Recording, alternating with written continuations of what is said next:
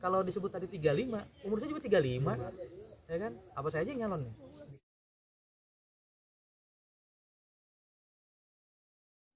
Baik, bismillahirrahmanirrahim. Assalamualaikum warahmatullahi wabarakatuh. Waalaikumsalam.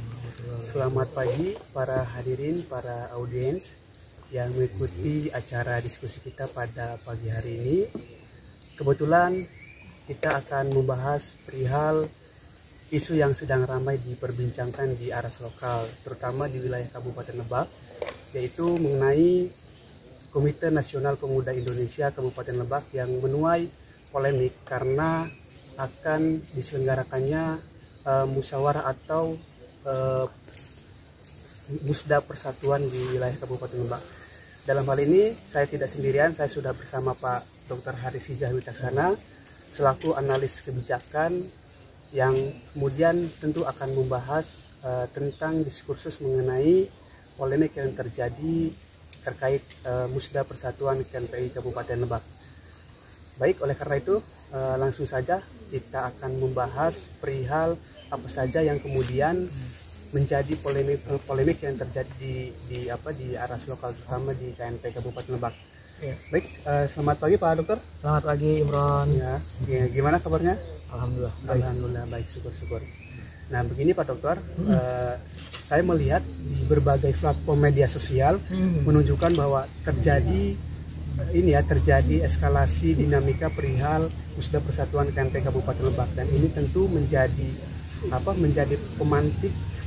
pemantik terutama bagi para pemuda, karena ini juga menjadi salah satu bagian yang sangat penting dari elemen kepemudaan. Betul. Nah, oleh karena itu bagaimana tanggapan Pak Dokter selaku analis kebijakan melihat ataupun memberikan sudut pandang mengenai polemik yang terjadi terkait musda persatuan? Ya, sebelumnya Assalamualaikum warahmatullahi wabarakatuh. Selamat pagi semuanya, Imron dan teman-teman yang lainnya. Kebetulan hari ini kita sedang dalam perjalanan dan ada di posisi Gunung Luhur, dan ini merupakan salah satu tempat destinasi wisata di Kabupaten Lebak. Jadi yang belum kesini ya harus lihat kesini, apalagi ini disebutnya negeri di atas awan. Terkait dengan hal tadi yang kita akan diskusikan terkait dengan pelaksanaan musda persatuan KNPI Kabupaten Lebak 2021 ini, berarti kita harus merunut kejadian. Kalau berbicara musda persatuan biasanya awalnya sudah ada konfliknya dari awal. Sudah ada ya. Berawal yang saya pelajari dan ikuti ini karena ada dualisme kepemimpinan di KNPI Kabupaten Lebak. Nah, hal ini mungkin dicoba diinisiasi sama teman-teman OKP, kemudian KNPI, PK kecamatan dan sebagainya. Karena kalau dibiarkan ini tidak akan menjadi sebuah solusi. Nah, cara mencari solusinya itu mempersatukan seluruh elemen kepemudaan. Menyatukan lagi, yang paling penting itu menyatukan visi kembali. Nah, yang menjadi problem kita ketika ingin menyatukan komitmen tersebut, ya, persatuan kembali, harus diperhatikan itu komitmen bagaimana mempersatukan. Nah, sebetulnya saya sudah meyakini sudah ada rule of game-nya, tata cara permainannya, bagaimana musda, bagaimana tata cara pemilihan ketua atau kepengurusan dan sebagainya. Tapi sebetulnya catatan penting buat saya ketika ada musda atau musyawarah daerah itu bukan mencari esensi, paling penting mencari sosok kepemimpinan. Seharusnya itu bukan kalau buat saya. Namanya musyawarah daerah artinya mempertemukan semua elemen, membahas hal-hal sinergitas apa yang bisa dilakukan, potensi apa yang bisa dilakukan, perjuangan ke depan apa yang bisa dilakukan. Itu yang paling penting. Tapi paradigma mindset kita kebanyakan kalau musda itu pasti pemilihan kepemimpinan, pergantian kepemimpinan. Akhirnya ego-ego antar organisasi, ya, terutama yang masuk dalam ranah KNPI itu tentunya tadi lebih fokus mereka bukan membahas pada perencanaan ke depan, apa yang akan dilakukan ke depan, tapi lebih fokus pada perebutan kekuasaan. Dan ini kalau saya melihatnya agak sedikit tidak elok atau dalam beretika organisasi, saya melihatnya ini kok semuanya ramenya musda bukan membicarakan ke depan itu bagaimana, tapi kepemimpinan yang diperebutkan atau endingnya pada kekuasaan. Nah memang misalnya kita menjawab tantangan depan, memang harus ada leadership yang memimpin. Tapi sebetulnya itu esensinya hal nomor 2, nomor 3. Kita persatukan dulu dari setiap elemen kepemudaan, satukan nih tantangan ke depan bagaimana. Ditambah hari ini dengan banyak isu-isu lainnya, isu kedaerahan, isu politik, isu misalkan bagaimana mengembangkan potensi pariwisata di Lebak, itu harus menjadi sebuah sinergitas yang lebih penting dibandingkan kita cuma hanya memilih satu orang ketua kepemimpinan. Sehingga saya melihatnya ya akhirnya KNP jadi sebuah perebutan kekuasaan saja. Endingnya KNP yang saya pandang hari ini, yang kita lihat ini dari tahun ke tahun, dari periode ke periode tidak ada perubahan apa-apa terkait dengan pemuda. Akhirnya mereka cuma menjadi KNPI yang kita takutkan, dan bahkan mudah-mudahan saya salah, ketika orang yang menjabat KNPI itu untuk sebuah kendaraan untuk nanti endingnya ketika ada kontestasi politik, pileg ataupun pilkada ataupun pilkades dan sebagainya, itu digunakan alat KNPI itu. Harusnya kan KNPI marwahnya bukan di situ. Kemudian Pak Dokter, saya potong. Kemudian ini juga kan menjadi menjadi pembahasan yang sangat esensial terutama bagi kalangan pemuda. Karena ruang lingkupnya juga membahas secara keseluruhan ya para pemuda termasuk para OKP yang kemudian itu juga berada dalam naungan KNPI. Nah, sepanjang pengamatan Pak Dokter selama menjadi analis kebijakan di Indonesia, apakah ini regenerasi kepemimpinan di KNPI sering terjadi dinamika seperti ini atau memang baru kali ini terjadi terutama di wilayah Kabupaten Lebak? Ya, berarti kita runut dulu nih yang dari pusatnya, KNPI pusat nasionalnya. Nah sebetulnya kalau kita melihat Lebak bisa seperti keadaan seperti ini, ada dualisme, ini pasti nggak awal mula tiba-tiba terjadi di daerah, pasti berawal dari pusatnya. Nah KNPI nasionalnya, KNPI pusatnya, ini kan yang kita perhatikan ya terjadi dualisme juga. Ada yang kongres di sini, ada yang kongres ini, kemudian akhirnya dua-duanya memunculkan pemenang. Dua-duanya membuat kepengurusan daerah, dua-duanya akhirnya di tiap daerah, provinsi maupun kabupaten bikin lagi. Ya, nah ini yang menjadi polemik awal sebetulnya. Nah inilah yang coba kita pahami terlebih dahulu, bahwa tadi saya menggarisbawahi kontestasi terkait dengan kepemimpinan di KNPI bukan pada memperebutkan kekuasaan esensinya, tapi bagaimana KNPI ke depan. Karena tujuan KNPI kan salah satunya ini kan perkumpulan para organisasi pemuda. Organisasi pemuda dinaungi oleh satu naungan KNPI sebagai Komite Nasional Pemuda Indonesia. Tentunya ini menaungi wadahnya para pemuda supaya ke depan pemuda itu dalam menjawab tantangan, dalam menjawab atau memberikan harapan, cita-cita ke depan dan sebagainya. Ini ada wadah forumnya, dan lebih bagaimana pengembangan pemuda, menyiapkan pemuda di masa depan. Nah itu hari ini coba ada nggak satu contoh misalnya kegiatan KNPI misalkan yang harus akhirnya membuat sebuah perubahan besar? Saya memperhatikan sampai hari tidak, karena semua perubahannya dirasakan, memang ada perubahan dirasakan. Ya tapi sebagai elit-elit tadi, elit KNPI misalnya tokohnya misalnya ketuanya atau ininya, akhirnya ada yang jadi di ad hoc, berebutannya main gitu, jadi ad hoc atau jadi loncatan, misalnya jadi ada yang di ad hoc KPU lah, Bawaslu lah, bermuara kepada lembaga-lembaga tadi ya, lembaga-lembaga ad hoc. Iya, kebanyakan bukan hanya itu, misal jadi anggota legislatif lah dan sebagainya. Apa tidak boleh? Dibolehkan, tapi sangat disayangkan hanya mengandalkan kendaraan dari KNPI tadi.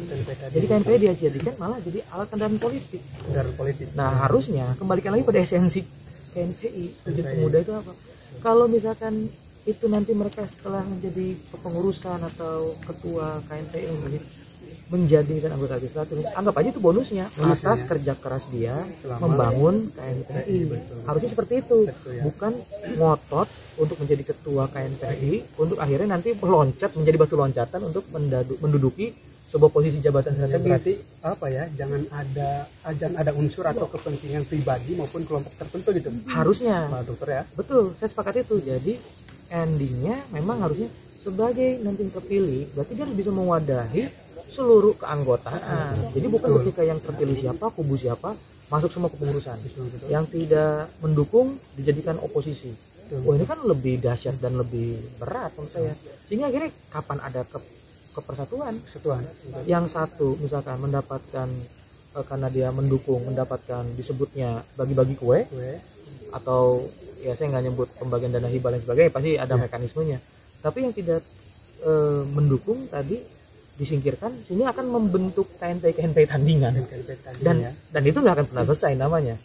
Terus kemudian ini juga Pak Dokter kan secara faktual menunjukkan bahwa ini kan salah satu branding yang diusung perihal musda persatuan, kan namanya musda persatuan. Ya, nah, persatuan. ini kan mencakup seluruh ini ya, seluruh OKP yang tadi ya, yang bernaung di KNPI tadi. Nah, mungkinkah ada ego sektoral antar berbagai organisasi tadi gitu, sehingga nanti ketika musda itu akan terjadi pro kontra begitu? Oh, pasti. Dengan adanya kontestasi itu pasti akan ada ego sektoral tiap-tiap organisasi kepemudaan, karena mereka semua menganggap siapa yang menguasai, ya kan, dialah yang akan bisa menjalankan roda dan akan menguntungkan organisasinya. Nah, inilah yang selama ini kenapa terjadi sering dualisme, sering konflik dan sebagainya. Dan isu yang hari ini diangkat yaitu tentang musda persatuan, tentunya kan ini kejadian yang kemarin-kemarin tadi kita ceritakan nih, ya. Ya berarti dudukan bersama kembali, tujuannya pokoknya apa, kembalikan, sudah lepaskan dulu tadi, walaupun misalnya dia perwakilan dari OKP ini, perwakilan dari kecamatan ini, perwakilan misalnya dari organisasi pemudaan ini, tolong pas ketika di sana tujuannya bukan hanya saya mewakili si organisasi ini, saya nggak perlu nyebutin ya misalkan ya, saya organisasi ini, nah ya tidak lagi seperti itu, tapi dia mengatakan saya mewakili pemuda, ya. Ketika dia ingin memajukan konstruksi menjadi menjadi ketua KNPI, dengan adanya dualisme ini bukan artinya dia akan apakah bisa mengakomodir semua kepentingan, tentu tidak, tapi saran terbaik saya ikuti rule of game-nya, melalui persyaratan tadi, Pak Dokter. Ya, rule of game itu persyaratan. Biasanya seperti ini.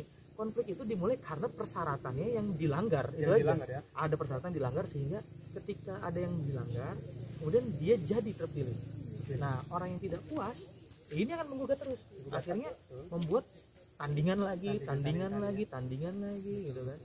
Nah, misalkan contoh gini, apa yang dilanggar misalkan, contoh yang saya perhatikan kemarin ada berita menyebar di media sosial terkait dengan KNPI Lebak ya, misalkan berita acara hanya ditulis dengan tulisan tangan kalau tidak salah, saya lihat ya, perihal apa coba terkait dengan persyaratan. Kemudian tidak ada kopnya, ya kan, itu secara administratif organisasi saja kan, masa kita nggak belajar hal itu gitu kan, secara administratif organisasi. Tapi menurut Pak Dokter itu dari sekian persyaratan apa yang memang dalam tanda kutip punten agak sedikit janggal begitu? Oh iya, atau tidak rasional? Nah ya, saya memperhatikan sebetulnya inilah awal mula terjadinya konflik ya, kalau saya melihatnya. Contoh gini, kita mengacu pada kebijakan atau rule of the game tadi. Ada yang mengatur tentang undang-undang kepemudaan. Turunannya tentunya di setiap daerah ada perdanya, atau ada daerah yang membuat perda tentang kepemudaan, ada yang tidak. Saya kurang tahu Lebak sudah membuat perda itu atau belum ya. Nah, nanti bisa kita cek bersama-sama. Nah, contoh misalnya gini, yang saya lihat, saya membandingkan ADART pusat, KNPI pusat. Ya, yang disahkan itu usia 40 tahun di ADART. Di situ disebutkan yang disebut sebagai pemuda usia maksimal 40 tahun. Berarti yang di umur 5 tahun pun juga disebutnya pemuda. Karena disebutnya maksimal 40 tahun. Betul. Nah, memang pemuda tidak bisa dikategorikan secara harfiahnya pada nominal atau angka, ya kan? Yang disebut pemuda mungkin spiritnya, tapi tetap harus ada batasan. Kalau misalnya begitu, misalkan yang umur 60 tahun tapi spiritnya pemuda juga, bisa disebut pemuda juga kan? Dia juga harus ini dong, maksudnya pengen jadi pemuda.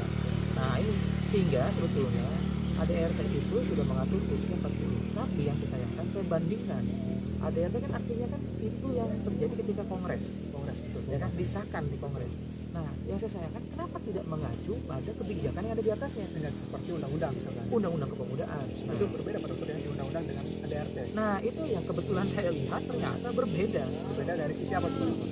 Undang-undang kepemudaan, di undang-undang tentang kepemudaan dia menceritakan tentang batas usia pemuda. Dari situ jelas dikasih batasan dari pemuda dalam undang-undang. Di pasal kalau tidak salah pasal 1-nya menyebutkan bunyinya kurang lebih gini. Yang disebut usia pemuda yaitu usia 16 tahun sampai 30 tahun. Titik di situ. 16 sampai 30 tahun. Tadi terjadi apa ya? Terjadi kontradiktif juga dengan ADRT. ADRT tadi yang ya, 40 di KNP nasional. Ya, betul. Sehingga ketika ini terjadi, wajar ketika KNP nasional terjadi dualisme. Si orang melanggar aturan undang-undang. Akhirnya saya yakin yang menang ini usianya kayak 40 tahun. 40 tahun ya.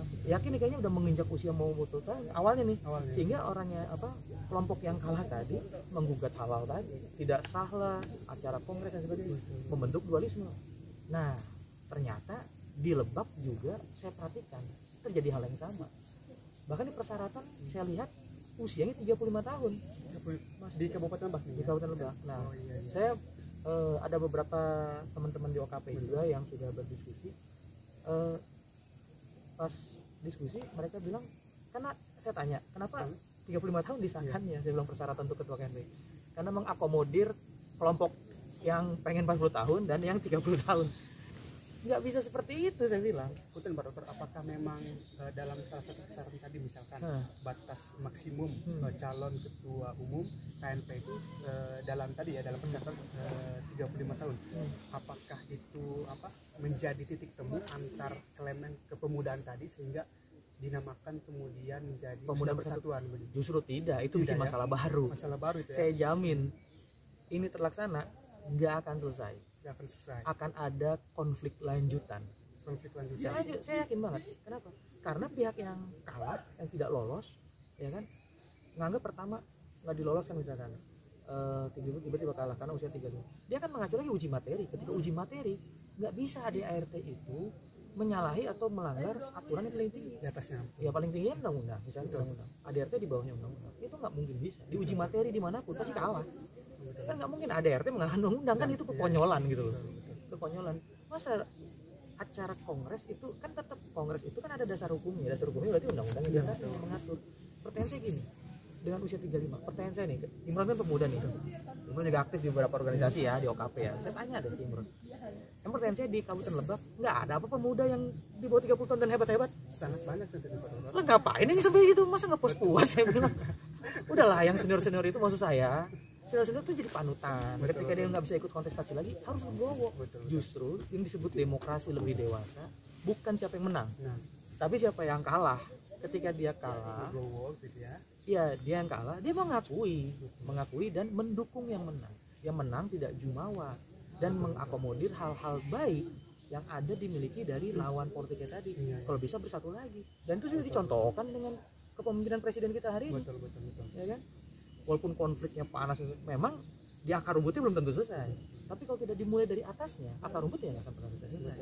Saran saya, solusi terbaiknya, kalau ini betul-betul ingin menjadi musda persatuan disebutnya, pertama kembalikan dulu rule of the game-nya. Dengan cara apa? Kembalikan, udah dulu nih, lepas dulu saya sebagai pemuda. Jangan saya sebagai pemuda, bukan mewakili OKP ini, organisasi ini. Sing-singkan dulu itu, kemudian kembalikan pada aturan main undang-undangnya, sehingga ketika ada kegagalan dan sebagainya, tidak ada yang setuju, kita sudah mengikuti formatnya ya kan. Apalagi tambah, saya ngeliat di beberapa media sosial, saya perhatikan teman-teman ada yang nggak sepakat, pendaftaran katanya 10 juta biayanya, banyak yang keberatan. Bahkan ada juga yang ledek-ledek, saya kalau bisa jangan 10 juta, terlalu murah, ada yang 20 juta, 50 juta. Terus saya bilang, ini kok musda kayak ajang tawar-menawar beli telur di pasar gitu loh. Ya kan nggak konyol. Kembalikan lagi aja di undang-undangnya ada nggak terkait dengan ngatur biaya? Kalau tidak ada, ya jangan dipaksakan ada biaya. Tapi paksakan juga apa? Yang tadi mengikuti usianya. Terus misalkan kalau aturan main lain, misalnya ada rekom yang saya baca, harus ada rekom di sini. Itu hal wajar. Karena kan harus diusung juga, hal yang wajar, perwakilan. Nggak bisa dia tiba-tiba muncul ini, bisa-bisa 1000 orang yang ngajuin itu. Oh, jadi pilek lagi aja itu mah kan namanya. Ya, misalkan dia tiap organisasi atau perkumpulan beberapa organisasi diwakilkan oleh setiap sosok masing-masing ya, tokoh-tokoh elitnya masing-masing. Tapi pastikan juga sesuai aturan undang-undang tadi, usia 16 sampai 30. Imron usia berapa? Sekarang 25 Pak Dokter. Kenapa nggak nyalon? Masuk itu. Oh iya betul ya. Iya, harusnya Imron yang nyalon. Di aturan juga menyatakan 16 sampai 35 Iya. berapa tuh 16 Sampai 30 titik. 30 betul. Di situ nggak diceritakan apakah dia sudah bekerja, Ya, profesinya betul. apa, enggak. Betul. Jelas cuma hanya usia itu. Terus menurut pandangan Pak Dokter, melihat kontestasi pemilihan ini ya, pemilihan Ketua Umum KNPI di Kabupaten Lebak, apakah memang sosok-sosok calon tadi memiliki kapasitas atau kapabilitas yang lebih begitu untuk menciptakan transformasi besar di wilayah Kabupaten Lebak? Misalkan yang tadi Pak Dokter bilang, bisa membangun kerjasama, kemudian bisa menciptakan sinergitas dengan pemerintah daerah. Betul. Atau tidak, dan lain sebagainya. Nah, berarti kan kurang lebih sosok seperti apa yang bisa untuk mempersatukan ini. Betul. Dan bagaimana mencari kriterianya. Saran saya begini, mudah-mudahan ini bisa diterima oleh semua kalangan, tapi kalau nggak bisa juga nggak ada masalah, karena ini kan sebuah keyakinan dan sebuah perdebatan diskursus demokrasi. Nah, saran terbaik saya, siapapun hari ini yang mencalonkan diri, kemudian ada mekanisme di dalamnya, ikuti pertama rule of the game-nya, aturan undang-undangnya, itu pertama. Yang kedua, ketika dia mencalonkan diri, dia bukan hanya sekedar mencari kebanyak-banyak suara, tapi dia bisa meyakinkan, ya kan, meyakinkan yang memiliki suara konstituennya. Contohnya, saya bilang gini, saya tidak pernah melihat, ya, mudah-mudahan saya salah, saya tidak pernah, dan saya berharap di pemilihan KNPI atau Musda Persatuan besok itu muncul misalkan para calon, mereka membeberkan bukan hanya sekedar visi misi, tapi cara mengukur visi misinya. Dia pasti kan bikin visi misi. Betul. Ayo pilih saya visi misi. Di Indonesia itu lebih banyak memilih secara emosional. Jadi karena kedekatan organisasi, karena kepentingan. Tapi hal itu menjadi sebuah tadi akhirnya luntur berbicara pada posisi bagaimana mereka mengukur visi misinya. Nah, hari ini belum ada saya. Misalkan ini visinya apa dijabarkan, misi turunannya apa, sama nggak dengan visi misi? Betul. Tujuannya, turunannya tujuannya bagaimana? Ketika tujuannya sudah ada, sasarannya bagaimana? Ya kan? Habis sasaran sudah ada, bagaimana strategi mencapai tujuan tadi?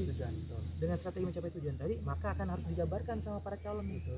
Kalau bisa sederhana proses, inputnya apa, yang dilakukan prosesnya apa, bagaimana, misal akan mengadakan untuk pemberdayaan pemuda, akan mengadakan hal ini.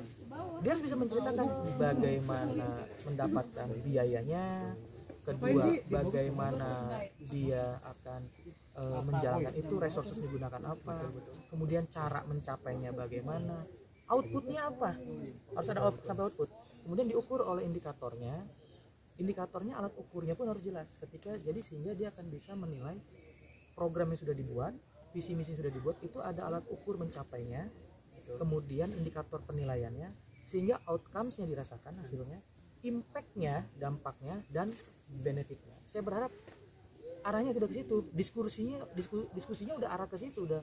Jadi kalau cuma calon ketua KNPI karena background saya ini, misal background saya ini, ya apa yang ditawarkan? Oke, kita butuh background itu sebagai modal tambahan, dia bisa melakukan itu ya. Tapi pertanyaan saya, itu juga jadi tidak terlalu esensi ketika dia tidak bisa menjabarkan. Atau banyak yang saya lihat, ya udah yang penting gue jadi dulu gitu, atau saya jadi dulu, nanti kalau udah jadi baru kita bikin programnya. Wah, kacau yang begitu.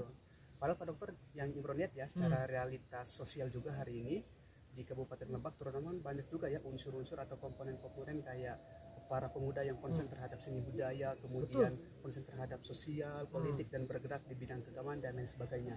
Nah, kemudian ini juga kan tampak dari kepemimpinan sebelumnya yang memang juga kurang menjadi perhatian utama perihal tadi, padahal dalam salah satu diktum regulasi juga disebutkan bahwa peran pemuda itu bisa memberikan apresiasi setidaknya ketika para komunitas tadi pun kan bisa menciptakan sebuah karya, termasuk juga pernah menjuarai perlombaan dan lain sebagainya. Di sana ada bentuk apresiasi atau reward gitu Pak Dokter. Iya. Nah, bagaimana nanti ketika Musda Persatuan ini bisa menghasilkan kepemimpinan yang kemudian bisa memberikan perhatian lebih terhadap para pemuda yang berprestasi tadi begitu. Nah, hal itu nyatanya harus dibuat di mana? Ya, saya berharap ketika para calon ini membuat rensranya secara strategi. Jadi dia rensra itu dalamnya sudah ada visi, turunannya misi, tujuannya, mencapai sasaran, strateginya bagaimana, sampai dia buat alat ukurnya. Diukur aja. Kalau nanti kita mau diskusi, ada cara mengukur rensra, yaitu dengan internal faktor atau IFAS dan eksternal faktor. Oh iya. Nah, itu jadi kita bisa mengukur tuh berapa tingkat kepercayaan indikatornya untuk bisa mencapai itu. Betul. Kalau udah ada calon ketua yang begitu, wah, saya berani yang dukung itu. Betul. Kalau saya, Iya. kalau saya pasti dukungnya begitu. Tapi saya nggak pernah melihat background orang itu agamanya apa, kemudian karena kita berbeda-beda. Betul. Organisasinya apa? Misalnya saya organisasi dari satu eksternal. Apakah saya akan mendukung organisasi saya? Kalau dia tidak bisa menjabarkan itu, nggak akan saya dukung. Kalau saya, kalau saya, aspek rasionalitas oh juga perlu rasional, dibangun, Pak ya. karena kita menjawab tantangan ke depan dengan rasional, bukan karena kedekatan emosional saja. Terlebih Kedekatan emosional, ya, faktor pendukung. ya. Terlebih mungkin di era hari ini yang kemudian ini juga apa ya, perlu membangun kerjasama. Kemudian kita kan tidak bisa bergerak sendirian, Pak Dokter. Harus ada kerjasama ya. Betul. Harus ada kerjasama antar berbagai komponen kayak akademisi, kemudian para pemuda, media dan lain sebagainya. Betul. Yang kemudian itu juga sering dinyatakan oleh Pak Dokter ya, selaku akademisi, selaku analis kebijakan. Mungkin terakhir harapan Pak Dokter mengenai Musda Persatuan ini ke depannya seperti apa?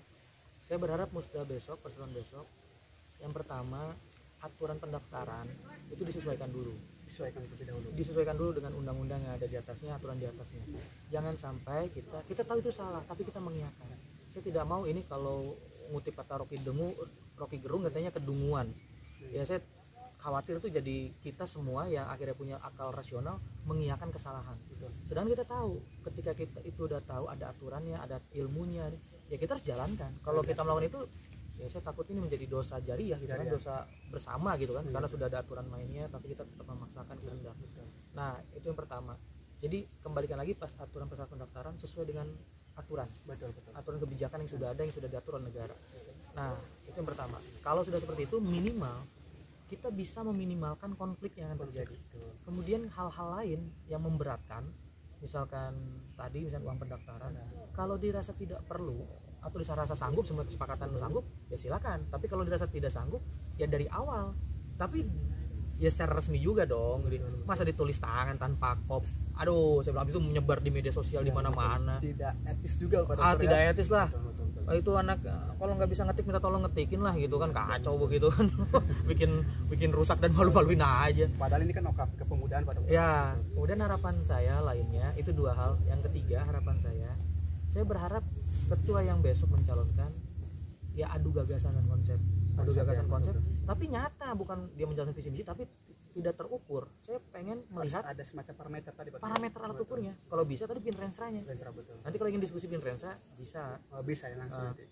Free, gratis, tidak ada konsultan apa-apa karena ilmu harus disebarkan. Betul. Nah, saya ingin kalau disebut tadi 35, umur saya juga 35. Ya kan? Apa saya aja yang nyalon nih? Bisa juga, Pak Dokter. Enggak lah, nanti saya nyalahin undang-undang. Saya nggak mau, karena saya tahu ilmunya. Betul. Ya kan? Walaupun di persyaratan boleh 35, saya bisa nyalon 35, ya kan? Ya karena undang-undang bilang 30, saya nggak mau. Ya, termasuk bisa memberikan ruang juga bagi para pemuda yang di bawah itu, Pak Dokter. Kalau saya prinsipnya kaderisasi paling terbaik, yaitu para senior itu hari ini cuma hanya memberikan 2 restu lah. Pilih yang paling terbaik dari kadernya, dukung tapi tidak perlu memaksa dan memaksa kader lain untuk memaksanya juga, atau disebut intimidasi. Betul. Nah, kenapa? Karena senior yang hebat itu ketika kadernya lebih hebat dari seniornya. Jangan sampai ada beberapa senior yang saya perhatikan dia merasa hebat ketika bisa menyuruh dan mengintimidasi juniornya. Itu kesalahan. Betul. Justru senior yang hebat ketika juniornya itu lebih hebat dibanding seniornya. Gitu kan? Betul. Nah, kayak saya bangga. Saya dosennya Imron, saya bangga Imron udah lebih hebat dari saya. Belum, Pak Dokter. Enggak, karena saya melihatnya ada sebuah hal karakter itu, dan saya harus bilang hal seperti itu karena ya pada kenyataannya memang Imron jauh lebih baik dari produktif tulisan dan sebagainya, dan itu saya bangga. Kenapa? Berarti saya berhasil. Nggak boleh misalnya karena Imron mahasiswa nggak boleh ngelebihin saya, nggak. Itu prinsip saya udah, artinya tidak ada prinsip saya seperti itu. Justru kepemimpinan yang berhasil ketika membuat kadernya jadi lebih baik dan lebih hebat. Itu harapan saya. Dan saya berharap yang terakhir, Musda besok dijalankan secara damai, penuh dengan kerukunan, penuh dengan kedewasaan, penuh dengan happy, sukacita. Tapi karena dalam kondisi pandemi hari ini, tetap kita harus jaga-jaga protokol kesehatan. Itu saja, mudah-mudahan kita ada diskusi tempat lain lah. Siap. Baik, terima kasih banyak Pak Dokter atas waktu dan kesediaannya dalam bincang-bincang mengenai Musda Persatuan yang akan dilaksanakan di wilayah Kabupaten Lebak. Mungkin hanya itu, saya selaku moderator atau selaku host mohon undur diri. Dan tadi secara garis besar yang bisa kita tangkap mengenai Musda Persatuan dan bagaimana regenerasi kepemimpinan itu harus tetap dijaga dan berjalan begitu, terutama harus bisa mengutamakan seorang kepemimpinan yang memiliki kapasitas, kapabilitas, kompetensi dan integritas yang secara holistik bisa membangun para komponen kepemudaan tadi begitu, termasuk bisa lebih konsen terhadap isu-isu kepemudaan dan daerah di wilayah Kabupaten Lebak. Baik, cukup sekian. Saya Imran mohon undur diri. Sekali lagi mohon maaf apabila ada tutur kata atau perilaku yang kurang berkenan kepada para hadirin yang menyaksikan konten ini di channel Pak Dr. Haris langsung. Ya, bisa disaksikan di channel Pak Dr. Haris, yaitu Haris Hijah Wicaksana. Dan jangan lupa like, comment, and subscribe. Oke? Baik, terima kasih. Saya cukupkan. Ihdina Shiratal Mustaqim. Wallahu muwaffiq ila aqwamit thoriq. Wassalamualaikum warahmatullahi wabarakatuh. Waalaikumsalam warahmatullahi wabarakatuh.